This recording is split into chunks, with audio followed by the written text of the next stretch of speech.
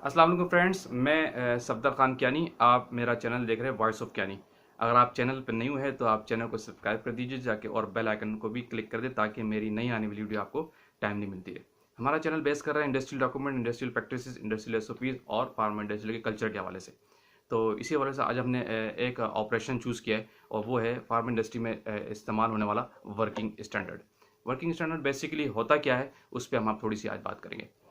Standard तो basically आपने देखा होगा इंडस्ट्री के अंदर डेफिनेटली बहुत से लोग अवेयर होते हैं, बहुत से नहीं भी हैं। वो होता है प्राइमरी स्टैंडर्ड और सेकेंडरी स्टैंडर्ड।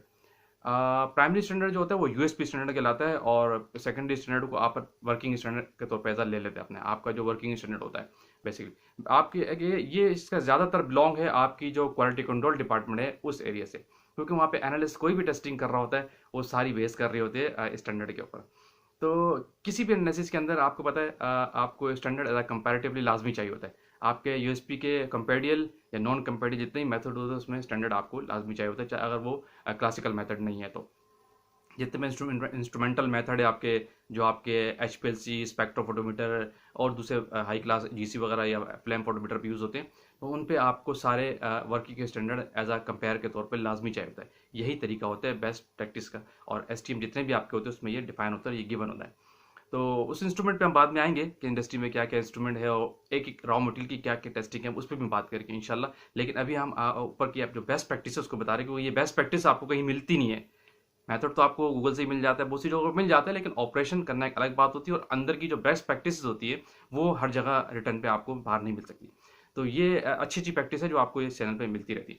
तो वर्किंग स्टैंडर्ड आप किस तरह यूज़ करते हैं? बेसिकली बेस्ट प्रैक्टिस तो यही है कि आप अपना प्राइमरी स्टैंडर्ड यूज़ करें यूएसपी, जो आप कर सकते हैं अलावा, लेकिन कॉस्ट इफेक्टिव की वजह से वो बहुत कॉस्टली होते हैं। उसको सर्विसेज से आने में टाइम भी लगता है, और अब मेंटेनेंस उसकी अपनी अपनी जगह है, लेकिन उनकी कॉस्ट बहुत ज़्यादा होती है, बहुत कॉस्टली होते हैं, बहुत महंगे पड़ते हैं।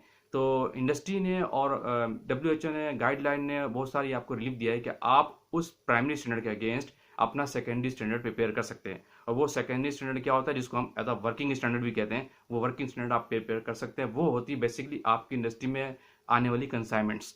फॉर एग्जाम्पल आप किसी पॉलिक एसिड, किसी और रॉ मटेरियल की, या किसी फेरस ग्लूकोन की बात कर रहे हैं, या किसी और बहुत सारे ऐसे रॉ मटेरियल जिनका वर्किंग स्टैंडर्ड हर एक का यूज़ करते हैं, बहुत हज़ारों में प्रोडक्ट्स होती है जो इंडस्ट्री के अंदर बन रही होती है, उस लॉट को आप एज अ वर्किंग स्टैंडर्ड के तौर पर ले सकते हैं, लेकिन after standardization against primary standard. Never means कि आपने जो एक लॉट आपकी कंसाइनमेंट पास हुई है वो आपके क्यूसी के रिकॉर्ड पे है, आप उसी को उसी की पोटेंसी लेकर एज अ वर्किंग स्टैंडर्ड पर इस्तेमाल कर ले। ये बिल्कुल भी अलाउ नहीं है, ये बहुत ही गलत प्रैक्टिस है, और बहुत सी इंडस्ट्रीज में अनअवेयर लोग ये कर रहे होते हैं, जिसको जब ऑडिट होता है तो वो खुद फंसते हैं बेचारे।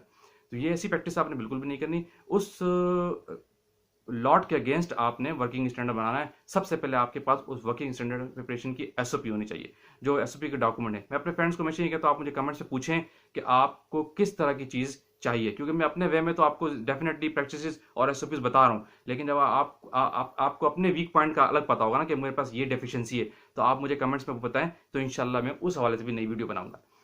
तो अब बात कर रहे थे कि आपके पास परफेक्ट एक एसओपी होना चाहिए सबसे पहले, how to standardize the working standard, और उसके बाद अपना ऑपरेशन करते हैं। अब वो वर्किंग स्टैंडर्ड करते कैसे हैं, मैं थोड़ा सा आपको इस हवाले से बता दूं।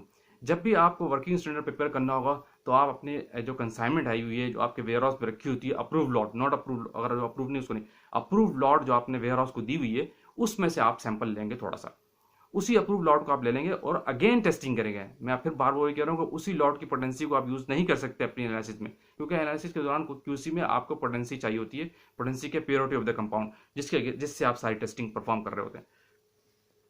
सॉरी, जैसे ही आप उस लॉट अप्रूव लॉट को वहां से आप ले लेंगे वेयर हाउस से, तो उसको आप अगेन टेस्टिंग परफॉर्म करेंगे उसी वे पे, जिस तरह आपने उसको परफॉर्म किया था उसी वे पे अगेन परफॉर्म करेंगे, लेकिन थोड़ा आपका वे ऑफ वर्किंग डिफरेंट होगा। वो क्या है कि अब आप जा रहे हैं वर्किंग स्टैंडर्ड बनाने के लिए, तो अब उस लॉट अप्रूव लॉट को जो आपने उठाया ना, वो आपके दो एनालिस्ट टेस्टिंग करेंगे, नॉट वन।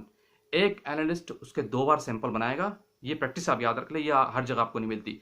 एक एनालिस्ट उसके दो सैंपल्स बनाएगा और वो अपने दो सैंपल को परफॉर्म करेगा, उन दो सैंपल के रिजल्ट अलग अलग कैलकुलेट करेगा, और अलग अलग कैलकुलेट का मीन निकाल लेगा एक, यानी दो टेस्टिंग उसने परफॉर्म की और उन दो का उसने मीन निकाल लिया।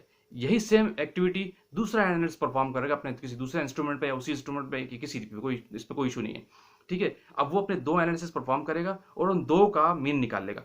अब दो टेस्टिंग उसकी हो गई, दो दूसरे टेस्टिंग की एनालिस्ट की होगी, उन दोनों का मीन आ गया, 2 मीन आ गए। अब उन 2 मीन का फाइनल मीन निकाला जाएगा, यानी एक एनालिस्ट का जो मीन था और दूसरे एनालिस्ट का जो मीन था, वो दोनों आपस में मीन का फाइनल निकालेंगे और उन दोनों के रिजल्ट की डेविएशन जो है ना, वेरिएशन जो है वो 2% से ज़्यादा नहीं होना चाहिए, तब एक्सेप्टेबल, अदरवाइज नहीं।